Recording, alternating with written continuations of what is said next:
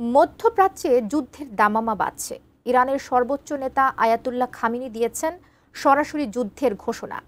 আর তার কয়েক ঘন্টার মধ্যেই ইসরায়েলের উদ্দেশ্যে ছোড়া হয়েছে ভয়ঙ্কর ফাত্তাহ এক ক্ষেপণাস্ত্র।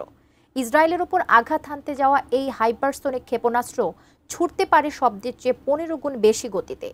ইরানের দাবি এটাই শুরু, আর বিশ্লেষকরা বলছেন এটা হতে পারে শেষের শুরু। বিস্তারিত জানাচ্ছেন ইশতিয়াক হোসেন।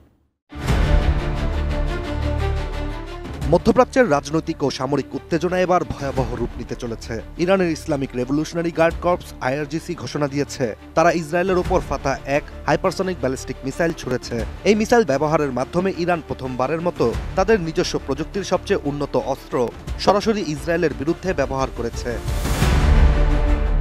অ্যান্টিব্যাকটেরিয়াল অ্যাডিটিভ যুক্ত সেরা ওয়াটার ট্যাঙ্ক বিশুদ্ধ পানিতে ব্যাকটেরিয়া জন্মাতে দেয় না। ইরানি সংবাদ মাধ্যম প্রেস টিভির একটি প্রতিবেদন থেকে জানা যায়, এই হামলাকে আইআরজিসি বর্ণনা করেছে অপারেশন ট্রু প্রমিস 3 এর একাদশতম ও সবচেয়ে ভয়ঙ্কর ধাপ হিসেবে, যা ইসরায়েলের মিথিক্যাল ডিফেন্স সিস্টেমের অবসান শুরু করে দিয়েছে বলে দাবি আইআরজিসির।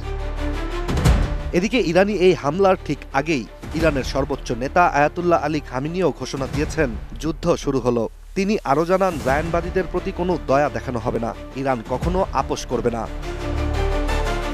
অন্যদিকে খামিনির এই মন্তব্য ছিল মার্কিন প্রেসিডেন্ট ডোনাল্ড ট্রাম্পের সাম্প্রতিক হুমকির জবাব, যেখানে তিনি বলেছিলেন খামিনি কোথায় আছে যুক্তরাষ্ট্র জানে, চাইলে তাকে এখনই হত্যা করা সম্ভব, তবে এখনই খামিনিকে হত্যা করা হবে না। 2023 সালের জুনে ইরানের পক্ষ থেকে প্রথমবারের মতো উন্মোচিত করা হয়েছিল ফাতেহ এক মিসাইল, যেটির গতি ছিল মাক 13 থেকে 15 পর্যন্ত, যা শব্দের গতির চেয়ে 15 গুণ বেশি। এটি 2 স্তর বিশিষ্ট কঠিন জ্বালানি চালিত একটি মিসাইল, যা এমনভাবে ডিজাইন করা যে এটি সহজেই দিক পরিবর্তন করতে পারে। আর বিশ্লেষকদের মতে এই ধরনের মিসাইল প্রতিহত করা অনেক বেশি কঠিন।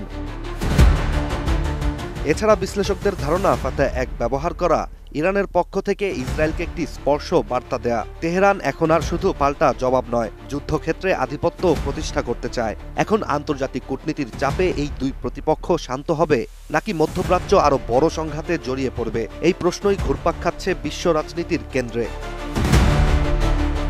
Ishtiaq Hossain, ATN news.